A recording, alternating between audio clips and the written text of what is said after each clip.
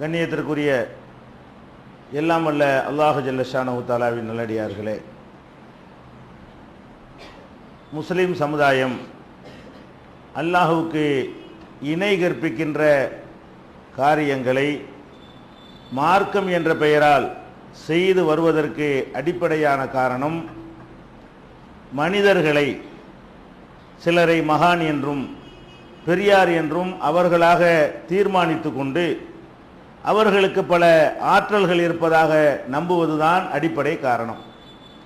எனவேதான் முதல்ல ஒரு மனிதரை மகான் என்றோ இறைவனுக்கு வேண்டியவர் என்றோ நெருக்கமானவர் என்றோ நம்மால் அறிந்து கொள்ள முடியுமா? இதற்கு மார்க்கத்தில் இடம் இருக்கிறதா? இந்த அதிகாரத்தை அல்லாஹ் நமக்கு தந்திருக்கிறானா என்பதை கடந்த 2 வாரங்களாக சில ஆதாரங்கள் அடிப்படையில் பார்த்தோம். அதன் தொடர்ச்சியாக நபிகள் நாயகம் ஸல்லல்லாஹு அலைஹி வஸல்லம் அவங்க வாழ்ந்த ஒரு காலத்தில் ஒருத்தருக்கு ஒரு கூட்டத்தாருக்கு தர்மங்களை வாரி வாரி வழங்குறாங்க பைத்துல் மால்ல இருந்து. அந்த கூட்டத்தில் ஒரு மனிதர் இருக்கிறார், ரொம்ப நல்லவர் என்று அறியப்பட்டவர். அப்ப சாத் இப்னு அபி வக்காஸ் ரலியல்லாஹு அன்ஹு அவர்கள் அந்த சபையில் இருந்து ரசூல் ஸல்லல்லாஹு அலைஹி வஸல்லம் அவங்கள்ட்ட சொல்றாங்க, அல்லாஹ்வுடைய தூதரே, நீங்க இந்த மாதிரி ஆட்களுக்கெல்லாம் கொடுத்துருக்கிறீங்களே, இவ்வளோ தங்கமான ஒரு மனுஷன் இருக்கார், அவருக்கு ஏன் கொடுக்கல அப்படின்னு ஒரு கருத்தை பதிவு செய்கிறார். அப்போ அவர் என்ன வார்த்தை சொல்றாருன்னு கேட்டா, இப்போ வல்லாஹி இன்னி ல உராஹு மூமினன், அல்லாஹ் மேல சத்தியமா சொல்றேன், இவர் மூமின் என்று நான் நிச்சயமாக நம்புகிறேன் அப்படிங்கிற வார்த்தையை சொல்றார். இந்த மூமின்கிற வார்த்தை 2 அர்த்தத்தில் பயன்படுத்தக்கூடிய வார்த்தை. முஸ்லிம்களும் முஸ்லிம் அல்லாத மக்களும் கலந்திருக்கிற ஒரு சபையில் மூமின் என்ற வார்த்தையை பயன்படுத்தினால் முஸ்லிம்ங்கிற அர்த்தத்தை அது குறிக்கும். முஸ்லிம் இருக்கிறாங்க, முஸ்லிம் அல்லாதவங்களும் இருக்கிறாங்க. அந்த சபையில் அந்த மாதிரி இடங்களில் மூமின்கிற வார்த்தையை பயன்படுத்தினால் இஸ்லாத்தில் இருக்கிறாருங்கிறத குறிக்கும். முஸ்லிம்கள் மாத்திரம் இருக்கிற சபையில் இவர் மூமின் என்று பிரித்து காட்டினால் அவருடைய உள்ளம் ரொம்ப பர்ஃபெக்டா இருக்கிறது, கரெக்டா நம்ப வேண்டியதை நம்புறாரு, அவருக்கு இஹ்லாஸ் இருக்கிறது, அவருக்கு தக்வா இருக்கிறது, அவருக்கு இறையச்சம் இருக்கிறது அப்படிங்கிற அர்த்தத்தை அது தரும். சில இடங்கள்ல நம்ம மூமின்கிற வார்த்தையை நம்ம பயன்படுத்தலாம். அவர் மூமின், இவர் மூமின்னு சொல்லலாம். எதை வச்சு சொல்லலாம்? அவருடைய தொழுகை, அவருடைய நோன்பு, அவருடைய பழக்க வழக்கம், அவருடைய தான தர்மம், இதையெல்லாம் வைத்து இவர் ஒரு மூமினான ஆள்னு சொல்லலாமான்னா சொல்லலாம். ஏன்? வெளிப்படையா அவர்கிட்ட இஸ்லாமிய அடையாளங்கள் காணப்படுகிறது, அது சொல்ல நமக்கு அதிகாரம் இருக்கிறது. ஆனா அல்லாஹ்ட்டே எப்படி இருப்பார் நமக்கு சொல்ல முடியாது. ஆனால் மூமின்கிற வார்த்தையை இந்த அர்த்தத்தில் சொல்வது அல்லாஹ்வுக்கு மட்டும்தான். எந்த அர்த்தம்? அவர் ரொம்ப இஹ்லாஸா உள்ளவர், அவர் உள்ள ரொம்ப சுத்தமானது, ரொம்ப பர்ஃபெக்டான ஒரு ஆளு அப்படின்னு சர்டிபிகேட் கொடுக்கிறதுக்கு பாருங்க, இது யாருக்கும் அந்த அதிகாரம் கிடையாது. அப்ப இவர் என்ன செய்யறாருன்னா, எல்லாரும் முஸ்லீம் தான் உட்கார்ந்து இருக்கிறாங்க அந்த சபையில. அந்த சபையில் இருக்கிற சஹாபாக்கள்ல சில பேருக்கு ரசூல் ஸல்லல்லாஹு அலைஹி வஸல்லம் கொடுக்கறாங்க, சில பேருக்கு கொடுக்க மறுக்கிறாங்க. அப்ப ரசூல் ஸல்லல்லாஹு அலைஹி வஸல்லம் என்ன பண்றாங்கன்னு கேட்டா, இவர் என்ன சாத் என்ன சொல்றாருன்னு கேட்டா, வல்லாஹி இன்னி ல உராஹு மூமினன், அவர் மூமின்னு நான் நினைக்கிறேன், அப்படிப்பட்ட ஒரு ஆளை நீங்க விட்டுவிட்டீங்களே, இவங்கெல்லாம் ஒரு சாதாரண ஆளுக்க, இவர் ரொம்ப பயங்கரமான ஒரு ரொம்ப நல்ல ஆளு அப்படின்னு மூமின்களுக்கு மத்தியிலேயே வேறுபாடு காட்டி அவருக்கு நீங்க கொடுக்கணும் அப்படின்னு ரெக்கமெண்ட் பண்றாரு. அப்ப ரசூல் ஸல்லல்லாஹு அலைஹி வஸல்லம் என்ன பண்றாங்கன்னா, அவ் முஸ்லிமன் அப்படி சொல்லாத, முஸ்லிமா நினைக்கிறேன்னு சொல்லு. முஸ்லிம்னா வெளிப்படையான செயல் நல்லா இருக்குன்னு அர்த்தம், மூமின்னு சொன்னா உள்ள நல்லா இருக்குன்னு அர்த்தம். நீ முஸ்லிம்ங்கிற வார்த்தையை சொல்லலாமே தவிர மூமின்கிற வார்த்தையை நீ எப்படி சொல்லலாம் அப்படின்னு சொன்ன உடனே பேசாம இருந்துக்கிறார். கொஞ்ச நேரம் ஆன பிறகு அவர் சொல்றாரு, நம்ம பார்த்த வகையில் இந்த மாதிரி ஒரு தங்கமான ஒரு மனுஷனை பார்த்தது இல்லையே, இந்த மனுஷனை கொடுக்காம இருக்கிறாங்களேன்னு சொல்லி திரும்பவும் அதை சொல்றாரு. ரசூல் ஸல்லல்லாஹு அலைஹி வஸல்லம் கண்டிச்ச பிறகு அவர் என்ன சொல்றாரு, அல்லாஹ்வுடைய இப்படி நல்ல மனுஷனை விட்டுட்டு மத்த ஆளுக்கெல்லாம் கொடுக்குறீல அப்படிங்கும் போது இதே வார்த்தையை இன்னி ல உராஹு மூமினன், அவரை மூமின் நான் நினைக்கிறேன். அப்ப ரசூல் ஸல்லல்லாஹு அலைஹி வஸல்லம் சொல்றாங்க, திரும்பவும் அவ் முஸ்லிமன் அப்படி சொல்லாத, அது உனக்கு கிடையாது, உனக்கு அந்த அதிகாரம் கிடையாது. இருக்கிறவங்க அவங்க தான் நல்லவர், சிறந்தவர், இஹ்லாஸானவர், தக்வா உள்ளவர் நீ சொல்லக்கூடாது, முஸ்லீம்னு சொல்லு, மூமின்கிற வார்த்தையை சொல்லாத. இந்த கொடுக்கிறதுக்கு பதில் சொல்லல, இந்த வார்த்தையை பயன்படுத்துறது தப்புன்னு சுட்டி காட்டுறாங்க. 3 தடவை அவர் திருப்பி திருப்பி இதை சொன்ன பிறகு 4வது தடவை சொல்றாங்க, அவருக்கு நான் கொடுக்காம இருந்தனால கெட்டவன் அர்த்தம் கிடையாது, நான் ரொம்ப விருப்பமான ஆட்களை விட்டுட்டு விருப்பம் இல்லாத ஆளுக்கு கூட கொடுப்பேன் சில நோக்கங்களுக்காக வேண்டி. அதனால இந்த விஷயம் நீ ரெக்கமெண்ட் பண்ணாத, ஆனா மூமின்னு சொல்லி இந்த சர்டிபிகேட் கொடுக்கிற வேலை நீ செய்யக்கூடாது என்று நபிகள் நாயகம் ஸல்லல்லாஹு அலைஹி வஸல்லம் அவர்கள் சொல்றாங்க. அப்ப இந்த சம்பவத்தில் நமக்கு என்ன விளங்குது?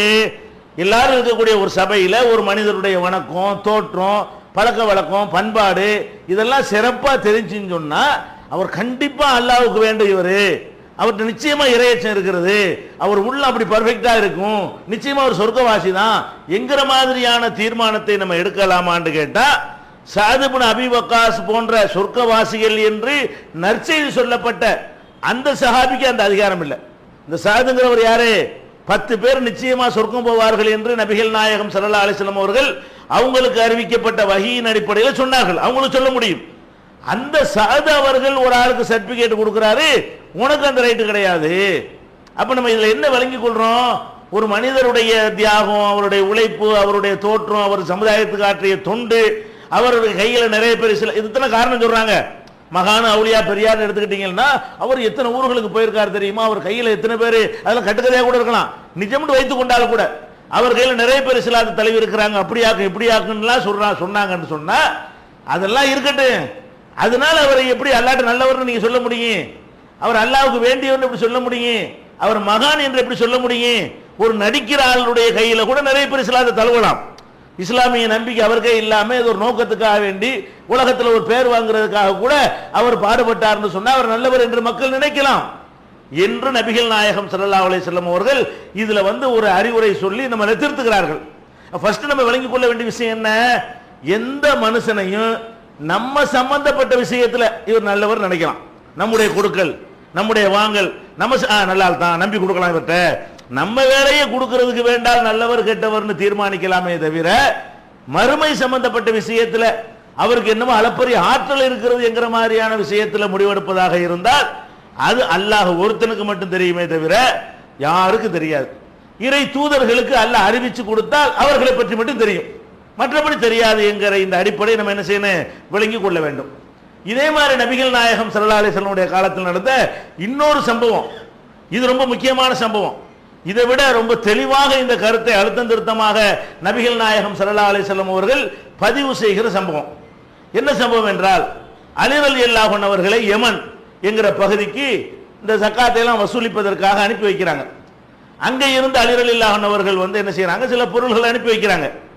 அதுல ஒரு தங்க கட்டி, அதாவது சுத்திகரிக்கப்படாத தங்க கட்டின்னு வருது. அந்த தங்க கட்டி ஒன்று அங்கே இருந்து வருகிறது. இனிமேல் சுத்தமாக்கி அதை என்ன செய்யணும்? நகை செய்வதற்கு ஏற்றதாக மாற்றணும். அந்த கண்டிஷன்ல ஒரு தங்க நகை ஒன்று, தங்க கட்டி ஒன்று வருகிறது. நபிகள் நாயகம் ஸல்லல்லாஹு அலைஹி வஸல்லம் என்ன செய்யறாங்கன்னா, சஹாபாக்கெல்லாம் கூப்பிட்டு ஒரு 4 பேருக்கு அதை பிரிச்சு கொடுக்குறாங்க. இந்த துண்டை 4 துண்டா வெட்டி நீங்க 4 பேர் வச்சுக்கிறங்க அப்படின்னு அதை பங்கு போட்டு கொடுக்குறாங்க. அப்ப அங்க இருக்கிற ஒரு சஹாபி சொல்றாரு, நஹ்னு அஹக்கு பிஹாதா மின் ஹாவுலாயி, இந்த 4 பேரோட நமக்கு ரொம்ப தகுதி இருக்க, அவங்களுக்கு கொடுத்துட்டாங்களே, நம்ம அதை விட சிறந்த ஆட்களா இருக்கிறோமே, நமக்கு தான் ரொம்ப உரிமை இருக்குது என்று சொல்லி ஒரு சஹாபி சொன்னார். ஒரு பேர் சொல்லப்படலை. சொன்ன உடனே நபிகள் நாயகம் ஸல்லல்லாஹு அலைஹி வஸல்லம் சொல்றாங்க, அலா தஅமனூனி, ஏப்பா என்னை நீங்க நம்ப மாட்டீங்களா? நான் கொடுத்தா ஒழுங்கா கொடுப்பேன்னு உங்களுக்கு நம்பிக்கை இல்லையா? இந்த பூமியிலேயே என்னை விட நம்பிக்கையான ஆள் யாரு இருக்கிறா? ஆனா அமீனு மன்பிசமாய் உள்ள வானத்திலையும் பூமியிலையும் உள்ள என்னை விட நம்பிக்கையான மனுஷன் யார் இருக்கிறான்னு சொல்லி நபிகள் நாயகம் ஸல்லல்லாஹு அலைஹி வஸல்லம் அவர்கள், நான் கொடுக்கிற ஒரு விஷயத்துல நீங்க கேள்வி கேட்பீங்களா? நான் கரெக்டா பண்ண மாட்டேனா? நல்லது கெட்டது ஆய்வு செய்யாம நான் கொடுத்துட்டு நினைக்கிறீங்களா என்ற உடனே அவர் வாயை மூடிக்கிட்டார். யாரு? எங்களுக்கு தான் தகுதின்னு சொன்னார் பாருங்க, அவர் வாயை மூடிக்கிட்டாரு. இன்னொரு ஆள் எந்திரிச்சு என்ன பண்றாரு, யா ரசூலல்லாஹ் இத்தகில்லாஹ், அல்லாஹ்வுடைய தூதரே நீங்க அல்லாஹ் பயந்துக்கிறங்க. ரசூல் ஸல்லல்லாஹு அலைஹி வஸல்லம் அவர்களை சஹீஹுல் புகாரில இடம்பெற்றிருக்கக்கூடிய ஆதாரபூர்வமான ஹதீஸ். அப்ப நபிகள் நாயகம் ஸல்லல்லாஹு அலைஹி வஸல்லம் அவர்கள்ட்ட எழுந்தவர் கேட்கிறாரு, அல்லாஹ்வுடைய தூதரே பேரை கூப்பிட்டு, அல்லாஹ்வுடைய தூதரே நீங்க அல்லாஹ் பயந்துக்கிறங்க அப்படின்னா என்ன அர்த்தம்? நீங்க பயந்து இந்த பங்கு செய்யல, ஏதோ ஒரு உள்நோக்கத்தோடு செஞ்சிருக்கிறீங்க என்று நபிகள் நாயகம் ஸல்லல்லாஹு அலைஹி வஸல்லம் அவர்கள்ட்ட என்ன செய்யறாரு? அவரு ஆட்சேபனை செய்கிறார். அப்போ ரசூல் ஸல்லல்லாஹு அலைஹி வஸல்லம் என்ன பண்றாங்கன்னு கேட்டா, இந்த பூமியிலேயே அல்லாஹ் ரொம்ப பயப்படுறாள் நான் தானப்பா, என்னை போய் அல்லாஹ் பயந்துக்கன்னு சொல்றியா அப்படின்னு சொல்லி ரசூல் ஸல்லல்லாஹு அலைஹி வஸல்லம் சொன்ன உடனே அந்த ஆள் போயிட்டார். போன உடனே அங்க காலித் இப்னு வலீத் இருக்கிறார். அவர் எப்பவுமே ரொம்ப கோபக்காரர். உமர் ரலியல்லாஹு அன்ஹு மாதிரி என்ன செய்வார்? இருந்தாலும் வாளை தூக்கிடுவார். அவர் என்ன பண்றாரு, அல்லாஹ்வுடைய தூதரே உங்களை பார்த்து இந்த வார்த்தை கேட்டுப்பட்டானே, அல்லாஹ் பயந்துக்கிறங்கன்னு சொல்லி உங்களை நோக்கி இந்த வார்த்தையை கேட்ட பிறகு நான் விடுவேனா? நான் அவனை கொல்ல போறேன், எனக்கு நீங்க பர்மிஷன் கொடுங்க, அவன் வெட்டிட்டு தான் வரணும் இப்ப அப்படின்னு அவர் கோபமா என்ன செய்யறாரு, எந்திரிக்கிறார்.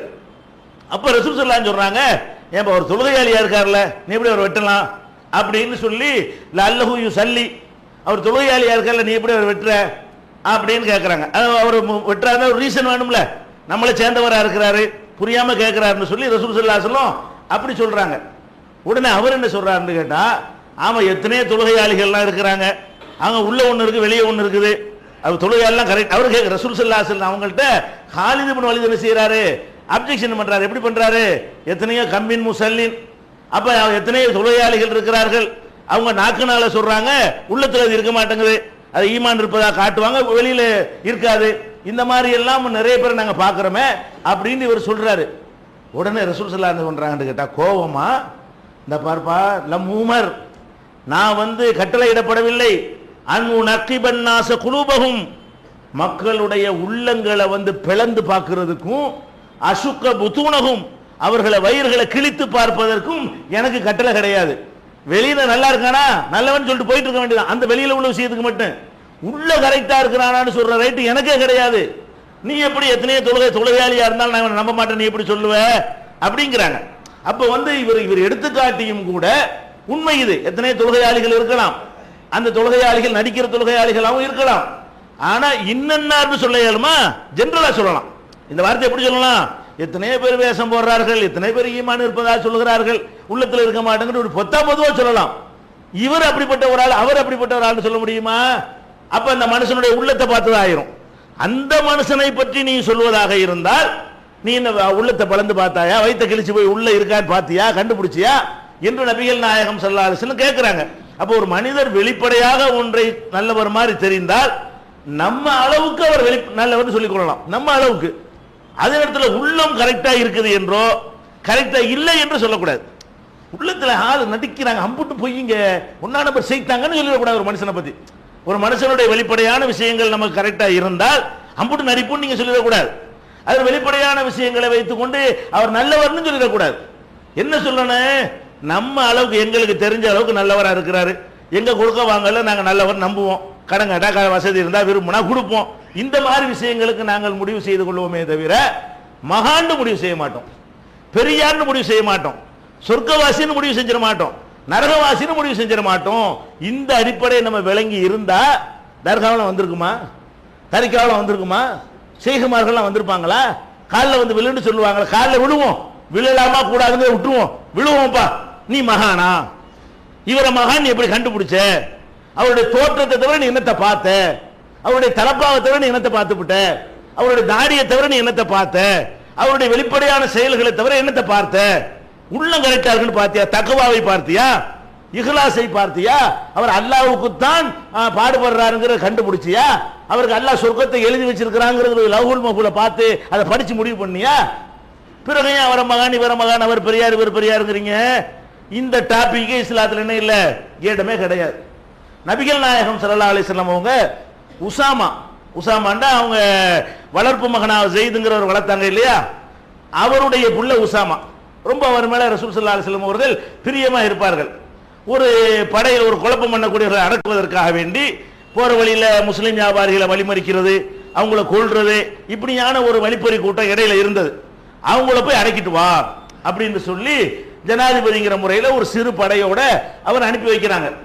அவர் போய் அவங்களை அடக்கும் பொழுது ஒரு ஆள் என்ன செய்யறாருன்னு கேட்டா, நான் தெரியாம செஞ்சிட்டோம், இனிமே நாங்க உங்க அமைப்புக்கு நாங்க வந்துடுறோம், உங்க மார்க்கத்துக்கு நான் வந்துடுறோம் சொல்லி லா இலாஹ இல்லல்லாஹ்ங்கறார். அடக்க போன உடனே இதுவரைக்கும் நாங்க செஞ்ச தப்பு தான், இன்னையில நான் திருந்திக்கிறேன்னு சொல்லி அவர் லா இலாஹ இல்லல்லாஹ்னு ஒரு ஆள் என்ன செய்யறாரு, இந்த கூட்டத்தில இருந்து ஒருத்தர் சொல்றாரு, என்ன லா இலாஹ இல்லல்லாஹ் ஒரே குத்தி விட்டார். லா இலாஹ இல்லல்லாஹ்னு சொன்ன பிறகு என்னடா நடிக்கிறியா நீ அப்படின்னு நினைத்து கொண்டு அவரை கொண்டு விட்டார். கொன்ன உடனே பிந்தி வர்றாங்க ரசூல் ஸல்லல்லாஹு அலைஹி வஸல்லம், இது உறுத்திக்கிட்டே இருக்கு அவருக்கு. லா இலாஹ இல்லல்லாஹ் அந்த சொன்னானே, சொல்லிவிட்டு நம்ம அந்த மாதிரி குத்தி விட்டோமே, நமக்கு பாவமாயிருமோ.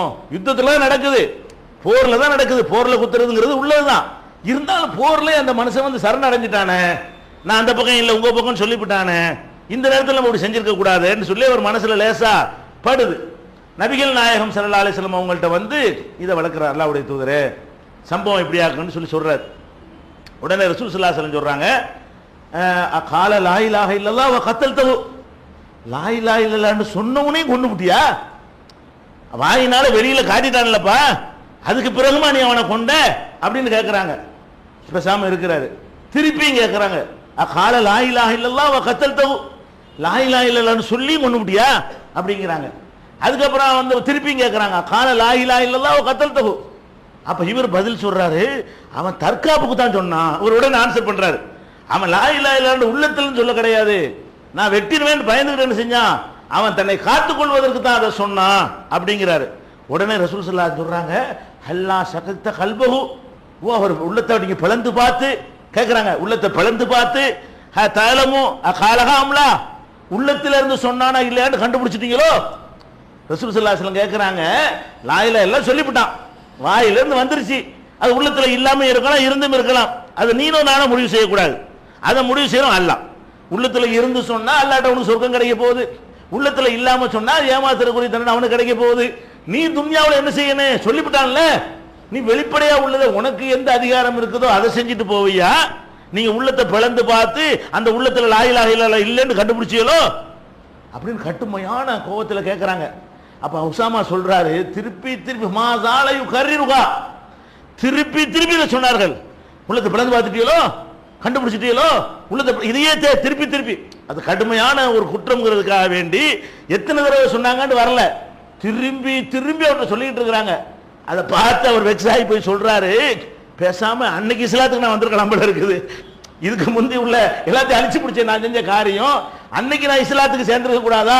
அதுக்கு முந்தி நான் இஸ்லாத்துல வராம இந்த அறிவுரை கிடைத்த பிறகு நான் இஸ்லாத்துக்கு வந்திருந்தால் இப்படி நான் செஞ்சிருக்க மாட்டேனே, அன்றைக்கு நான் இஸ்லாத்துக்கு வந்திருக்கலாமே, அதுக்கு முந்தி வந்து தொலைஞ்சி இப்படி ஒன்று பண்ணிவிட்டேனே, இந்த அறிவுரை விளங்கின பிறகு நான் வந்திருந்தா நல்லா இருக்குமே நான் நினைக்கும் அளவுக்கு அது பயங்கரமான ஒரு குற்றம் என்று நான் உணரும் வகையில நபிகள் நாயகம் ஸல்லல்லாஹு அலைஹி வஸல்லம் அவர்கள் எனக்கு எச்சரிக்கை செய்தார்கள்.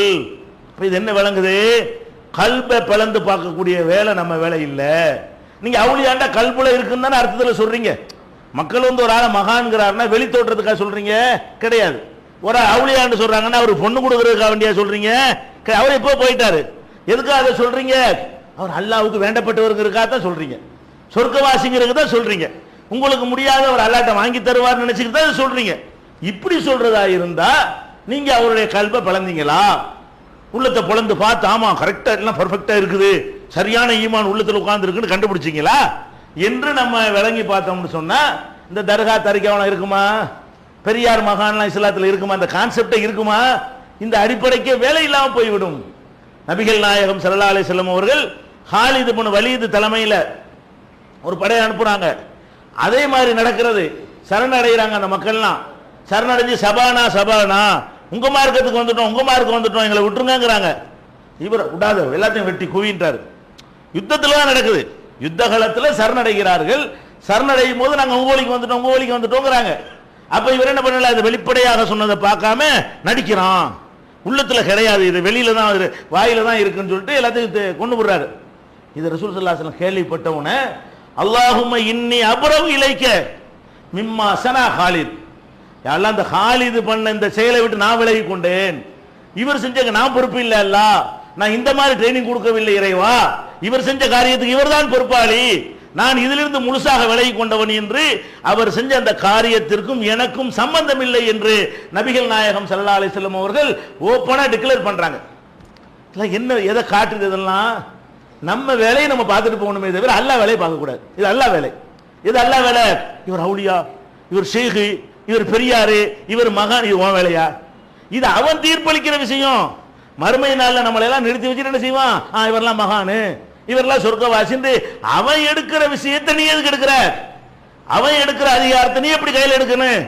இந்த ஒரு அடிப்படையை விளங்காத காரணத்தினால்தான் இந்த சமுதாயத்தில் என்ன செய்யுது, இந்த மாதிரி மகானு பெரியாரு தரிகா முரீது பையத்து எல்லாம் எல்லாம் எந்த பேஸ்ல வருதுன்னு கேட்டா, ஒரு மனுஷனை நம்மள மாதிரி மலஜலத்தை சுமந்து கொண்டிருக்கக்கூடிய மனிதனை, நம்மள மாதிரி நோய்வாய்ப்படக்கூடிய மனிதனை, நம்மள மாதிரி சாப்பிடக்கூடிய மனிதனை, நம்மளை விட டேஸ்டாகவும் ருசியாகவும் அதிகமாகவும் சாப்பிடக்கூடிய ஒரு மனுஷனை, நம்மளை விட கூடுதலாக இந்த உலகத்தில் அதிக ஆசை கொண்டிருக்கக்கூடிய ஒரு மனுஷனை, பணக்கார வீடுகளில் மட்டுமே தேடி போய் சாப்பிடக்கூடிய ஒரு மனுஷனை மகான் நினைக்கலன்னு குழப்பமே வருது.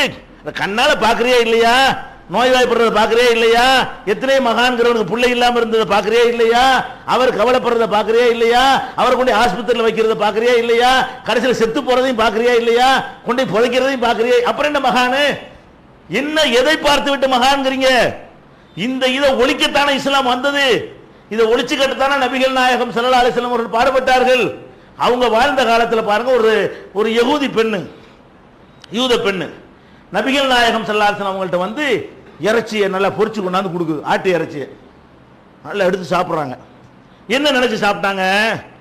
இது வந்து நல்லா யகூதியா இருக்கலாம், மதத்தில் மாற்று கருத்தில் இருக்கலாம், ஆனா ஒரு கெட்ட பொம்பளை இல்லை இவ அப்படி நினைச்சான்னு சாப்பிட்டாங்க. அதுல விஷம் கலந்துருக்கா அவ. அந்த இறைச்சியில் என்ன, இதெல்லாம் புகார், நான் சொல்லக்கூடிய செய்திகள் எல்லாம் சஹீஹுல் புகாரியில பதிவு செய்யப்பட்ட செய்திகள் தான் உங்களுக்கு சொல்றேன். இறைச்சியில விஷத்தை கலந்து நபிகள் நாயகம் ஸல்லல்லாஹு அலைஹி வஸல்லம் அவங்கள்ட்ட கொண்டாந்து கொடுக்குறாங்களே, அதை ரசூல் ஸல்லல்லாஹு அலைஹி வஸல்லம் சாப்பிட்டாங்களே. எந்த அடிப்படையில் சாப்பிட்டாங்க? வெளிப்படையா பார்க்குறாங்க, ஒரு பொம்பளை இந்த மாதிரிலாம் அந்த பொம்பளை பண்ணுவான்னு உங்களுக்கு தோணலை. நல்ல பொம்பளை தான், மூமினா இல்லாட்டா கூட இப்படியான ஒரு வேலை செய்யக்கூடிய ஒரு பொம்பளையா இருக்க மாட்டா அப்படி நினைச்சுதானே சாப்பிட்டாங்க. அந்த பெண்ணை பற்றி அவங்க மதிப்பீடு தப்பா இருந்தா சாப்பிட்டுருப்பாங்களா? இந்த பொம்பளை பார்த்து ஒரு மாதிரியான நோக்கத்தில் வந்திருக்கிறா அப்படின்னு தெரிஞ்சால் அது சாப்பிட்டுருப்பாங்களா? அப்ப நல்ல ஒரு பொம்பளை நினைச்சாங்க, பொய்யா போச்சே, விஷத்தை கொண்டாந்து கொடுத்து விட்டால. அப்ப இப்படி நிறைய நம்ம என்ன செய்யறோம் பார்க்கணும். யார் உள்ளத்துல யாரை பத்தி வேண்டாலும் எந்த கருத்து வேண்டாலும் வரலாம். மனைவியோடு பேசிக் கொண்டிருக்கிறார்கள், இருட்டில் ஏத்துக்காப்புல இருப்பாங்க, பள்ளிவாசல்ல ஏத்துக்காப்பு இருக்கும்போது மனைவிமார் வந்து என்ன செய்வாங்க, அவங்கள விசாரிக்க வருவாங்க. வாசல்ல நின்று என்ன செய்வாங்க, இவங்க வெளியே அவங்க உள்ள அந்த மாதிரி நின்று பேசிக் கொண்டிருப்பார்கள். பேசிட்டு மனைவி வெளியே போயிடுவாங்க, இவங்க பள்ளிவாசலுக்குள்ள ஏத்துக்காப்புக்கு போயிடுவாங்க. அந்த மாதிரி சஃபியாங்கிற மனைவியோடு ரசூல் ஸல்லல்லாஹு அலைஹி வஸல்லம் பள்ளிக்கு உள்ளேயும் அவங்க மனைவி பள்ளிக்கு வெளியிலேயுமாக இருந்து பேசிக்கிட்டு இருக்கிறாங்க. வாசல்ல, பள்ளி வாசலுக்கு உள்ள ரசூல் ஸல்லல்லாஹு அலைஹி வஸல்லம் இருக்கிறாங்க, வெளியில அவங்க மனைவி இருக்கிறாங்க. இந்த வீட்டு விஷயம் ஏதோ குடும்ப விஷயத்தை ஏதோ பேசுறதுக்காக மனைவி வந்திருக்கிறாங்க. இருட்டு பேசிக்கிட்டு இருக்கிறாங்க. ரெண்டு அன்சார்கள், மதீனாவை சேர்ந்த ரெண்டு சஹாபாக்கள் அவங்கள கடந்து போறாங்க. ரசூல் ஸல்லல்லாஹு அலைஹி வஸல்லம் பார்த்துடுறாங்க. பார்த்துட்டு என்ன பண்றாங்க, அலா ரிஸ்லிக்குமா, இங்க நில்லு அப்படி நில்லு, இங்க வாங்க கூப்பிடுறாங்க. போனா ரெண்டு பேரும் என்ன செய்யறாங்க, கூப்பிடுறாங்க. கூப்பிட்டு என்ன சொல்றாங்க தெரியுமா, இன்னமா ஹாதிஹி சஃபியா, நான் பேசிட்டு இருக்கிறேன்ல இது என் மனைவி தான் அப்படிங்கிறாங்க. சும்மா அந்த ஆளுங்க போய்கிட்டு இருக்கிறாங்க. வழியை அவங்கள கூப்பிட்டு, நான் இருட்டாவில் இருக்குது யார்கிட்ட பேசுறாங்க தெரியல, இல்ல என் மனைவிட்ட தான் பேசிட்டு இருக்கிறேங்கிறாங்க. அவங்களுக்கு ஆச்சரியம், விடவெடுத்து போய் அப்ப இதை சொன்னா என்ன விளங்குவாங்க, ஆஹா நம்ம ஏதோ சந்தேகப்படுற மாதிரில ரசூலுல்லாஹ் நினைக்கிறாங்க, நம்மளையில சந்தேகப்பட்டாங்க. அந்த விளவெடுத்து போய் சுப்ஹானல்லாஹ் யார சொல்ல நீங்க என்ன சொல்றீங்க? அப்ப ரசூல் ஸல்லல்லாஹு அலைஹி வஸல்லம் சொன்னாங்க, ஷைத்தான் இருக்கானே ரத்த நாளங்கள்ல எல்லாம் ஓடிட்டு இருக்கிறான் மனுஷன்ட்ட, அதனாலதான் நான் என்ன செய்யறேன், இப்ப நீ பேசாம போயிருவேன். போனோன்னு என்ன பண்ணு, ரசூலுல்லாஹ் ஒரு பொம்பளையோட பேசிட்டு இருந்தாங்களே, இந்த பொம்பளை யாரு, இருட்டில் யாருன்னு பேசினாங்க, அதா இருக்குமோ இதா இருக்குமோன்னு உன் மனசுல என்ன செய்யும், அது வரும். அதுக்காகத்தான் நான் இதை பண்ணனேங்கிறாங்க. அப்ப இதுல என்ன விளங்குது, எந்த ஒரு மனிதரை பற்றியும் இந்த மாதிரி வெளிப்படையான காரியங்களை வைத்து தப்பான முடிவு யாருக்கு வேணா வந்துடலாம், நல்ல முடிவு அது மாதிரி வந்துடலாம். ஆனா அதெல்லாம் எப்படி நீங்க வைத்துக் கொள்ளணும், இந்த துன்யா சம்பந்தப்பட்ட விஷயத்துக்கு இவர் நல்லவர், என்னுடைய தொழிலுக்கு நான் இவரை நம்பலாம், என்னுடைய கொடுக்கல் வாங்கலுக்கு நம்பலாம், என்னுடைய சம்பந்தத்துக்கு நம்பலாம், நான் கொடுக்கிற ஒரு பொறுப்புக்கு இவரை நம்பலான்னு முடிவெடுக்கலாமே தவிர இவர்கிட்ட போய் அல்லாட்ட வாங்கி தர சொல்லலாம், அல்லாட்ட கேட்க சொல்லலாம், இவர் கேட்ட அல்லாஹ் கொடுத்துருவான். இந்த மாதிரியாக ஒரு மனிதனை நல்லவன் என்று தீர்மானிக்கிறதுக்கு மார்க்கத்தில் கடுகளவு கூட, கடுகில் கோடியில் ஒரு பங்கு கூட நமக்கு அதிகாரம் கிடையாது. அதுக்கு தான் அல்லாஹ் குர்ஆன்ல சொல்றான், அவுலியா இறைநேசர் யாருன்னு சொல்லும் பொழுது அல்லதீன ஆமனு வகானு யத்தகூன். இந்த ஆயத்தை திருப்பி திருப்பி சொல்லுவாங்க எல்லாரும். எந்த ஆயத்து, அலா இன்ன அவுலியா அல்லாஹி லா ஹௌஃபுன் அலைஹிம் வலா ஹும் யஹ்சனுன். இவ்வளவு பாதி சொல்ல மாட்டாங்க, இவ்வளவுதான். அல்லாஹ்வுடைய அவுலியாக்கள் எப்படிப்பட்டவர்கள் தெரியுமா, அவர்களுக்கு பயமும் கிடையாது, அவங்களுக்கு கவலையும் கிடையாது. இதை வாசிப்புட்டு அவுலியாக்களுக்கெல்லாம் கவலை இல்லைமா, அதெல்லாம் சரிப்பா, அவுலியா யாரு அதான டாபிக். அவுலியாக்களுக்கு பயம் இல்லைதான். இறை நேசர்களாக இருந்தால், நிஜமாக இறை நேசர்களா நீங்க எல்லாம் வாழ்ந்தால், நாங்கள்லாம் வாழ்ந்தால் அல்லாஹ் பயப்பட தேவையில்லை, நம்ம சொர்க்கத்துக்கு அனுப்பிடுவான். அது வேற பொதுவான விஷயம். அது அல்லாஹ் சொல்லிவிட்டு என்ன பண்றான், அவங்க யாரு தெரியுமா, அல்லதீன ஆமனு வகானு யத்தகூன், அவர்கள் நம்பிக்கை கொண்டிருப்பார்கள், தக்வா உள்ளவர்களாக இருப்பார்கள், இறைவனை மனதார அஞ்சுவார்கள் அப்படிங்கிறான். அப்ப ஒரு அவுலியா யார் என்பதற்கு என்ன அளவுகோல், உள்ளத்தில் இறை எச்சம் இருக்கும். உள்ளத்தில் இறை எச்சம் இருக்கிறது அல்லாஹ் அளவுகோலா சொல்லி இருக்கும் பொழுது உள்ளத்தை நீ எப்படி பார்க்க இயலும், நான் எப்படி பார்க்க இயலும், யார் தான் பார்க்க இயலும்? அப்ப உள்ளத்தில் உள்ளதை அறியக்கூடியவன் அல்லாஹ் தானே. அப்ப நம்ம அவுலியாங்கிறத நம்ம முடிவு செய்ய இயலாதுன்னு அதுல சேர்த்து அல்லாஹ் சொல்றான். அவுலியாக்களுக்கு பயம் இல்ல, அவுலியாக்களுக்கு கவலை இல்ல, ஆனா உனக்கு யாருன்னு தெரியாதுன்னு சேர்த்து சொல்றான். அதை மறைச்சிடுறாங்க. அல்லாஹ் வந்து அந்த ஆயத்திலே தொடர்ச்சியில தக்வா உள்ள ஆள் தாப்பா அவுலியான என்ன அர்த்தம்? அது நம்ம டிபார்ட்மெண்ட். தக்வாவை முடிவு செய்யறது ஓன் டிபார்ட்மெண்ட் கிடையாது. அவுலியாக்களுக்கு பயம் இல்லதான், அது யாருங்கிற நான் பாத்துக்கிறேன், நீ பாத்துக்கிறாதுன்ட்டான்ல. இவங்க இந்த பாதியை மறைச்சு விட்டு அவுலியாக்களை பற்றி எப்படி அல்லாஹ் குர்ஆன்ல சொல்லுகிறான், அதனாலதான் நாங்க அந்த பாதுஷாட்ட போறோம் இந்த பாதுஷாட்ட போறோம் என்கிறார்கள். இது சம்பந்தமாக இன்னும் நிறைய அபத்தமான கருத்துக்கள் எல்லாம் சமுதாயத்தில் நிலவுகிறது. அதை இன்ஷா அல்லாஹ் அடுத்தடுத்த வார்த்தை